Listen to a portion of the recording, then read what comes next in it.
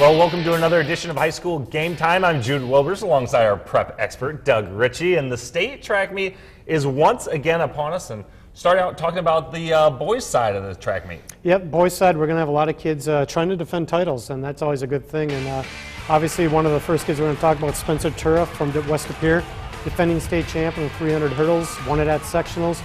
Talked to him after his race, and he's pretty confident that he can do even better time-wise, which hopefully will end up in another gold medal for him. And he's got another teammate from West De Pere that runs the sprints. That's another guy we should watch out for come state meet. Yep, Zach Rothering, he can motor 100 and 200, and he's going to have opportunity to go on the podium. And you know, in these events, it doesn't take much to not get on the podium or vice versa. You just got to get a good start, but Zach can run. And there's a long-distance runner we should watch out for, 1,600 and 3,200 meter runner. Yes, Brady Sellner from Ashwaubenon. Swept the distance events at Ashwaubenon sectional, and it'd be nice if he swept them again at state. No pressure, Brady, but he's got a good opportunity to do something. No jinx, right? No. And then on the girls' side, we've got some heavy hitters, including a young lady from Algoma that won the state shot put and discus last year. Won them both as a freshman. She's going to come back and win them as a sophomore. And last year when she won, she set state records. She's going to do it again. She's had the longest throws in the discus and the shot put this season in any division. Kennedy Blahnik is just a special kid. That will be really exciting to watch. But she's not the only female field athlete that we should keep an eye out for from the pole vault. This is in Division I. Alex Fluke from Ashwaubenon. Alex Fluke is no fluky. I mean, she's cleared 12-10 already this season. Far and away the favorite in Division I to win. I expect her to repeat as the state champ, but she's just that good. And then we see Jen Anderson also in Division I. She's at Bayport, and she's a hurdler. Hurdler, both events at state, the 100, 300. She went there last year as a freshman. She told me after she won this race that she wants to go back and get medals this time, and she's running better.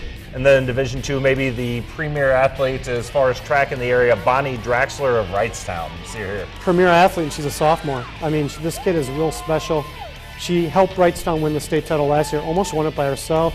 I don't know if she's going to do it this year, but earlier this week I caught up to her and talked about her successes as a freshman and now as a sophomore. To have that type of year as a freshman was just unbelievable. Last year was very exciting to win 2 state championships, and then to win the team title too. That was really awesome. It was really fun. Last year, Bonnie Draxler nearly won the Division II state title for Wrightstown all by herself. She had 2 first-place finishes and a 5th place. Can she do it again this year? I'm only doing 3 events, so the most points I could get would be 30, and that was 2nd place last year.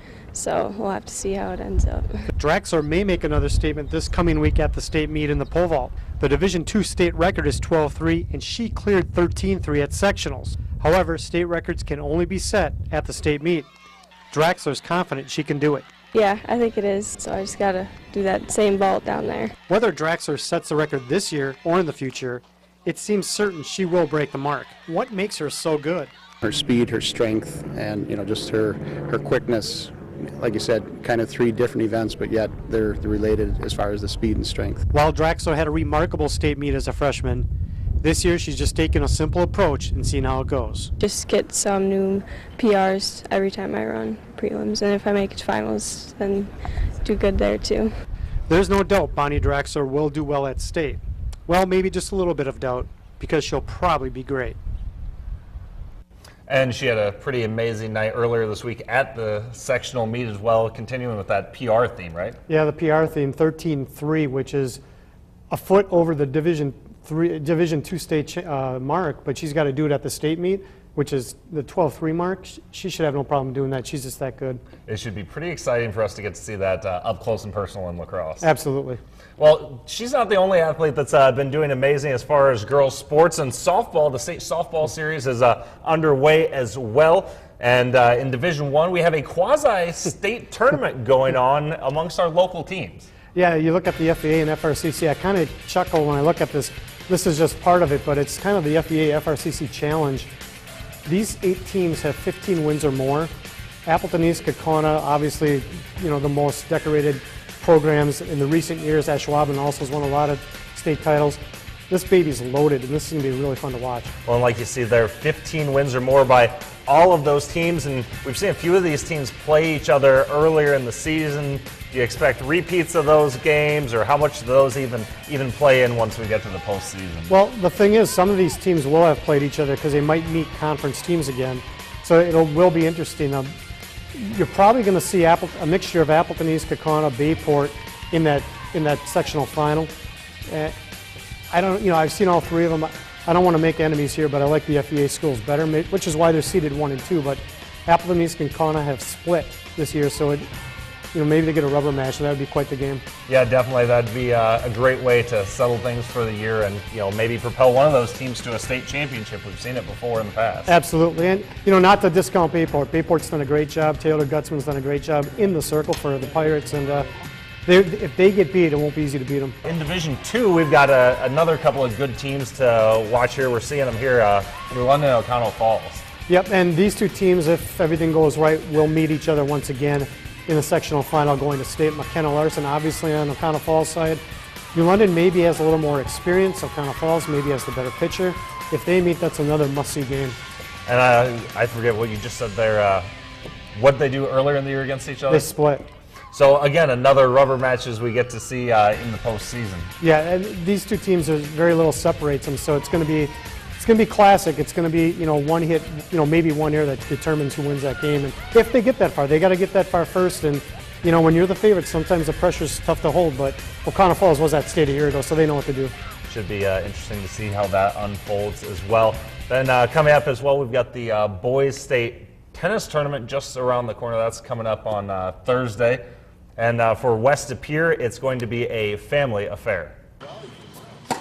Earlier this season, when West De Pere had a need for a head tennis coach, John Dykema stepped in, and for a while, it was an adjustment.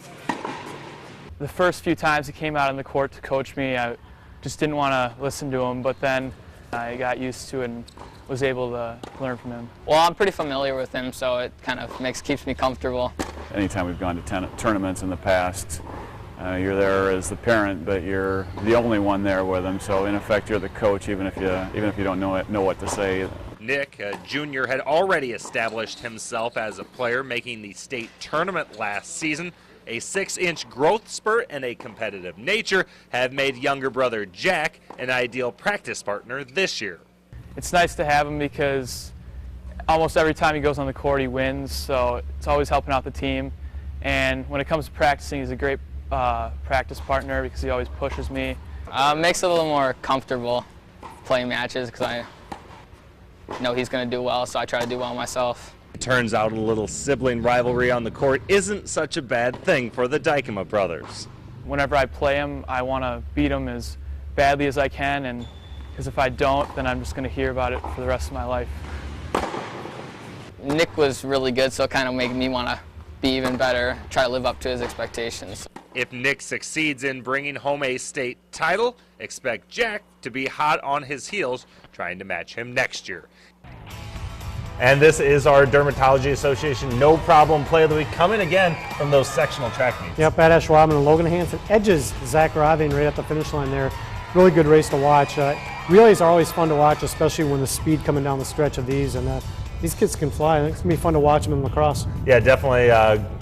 Anytime you can see a race that comes down to who gets their head out in front, it's a fun finish, and we'll see plenty more fun finishes. Doug and I will be at the state track meet in lacrosse, so we'll have more on that coming up next week.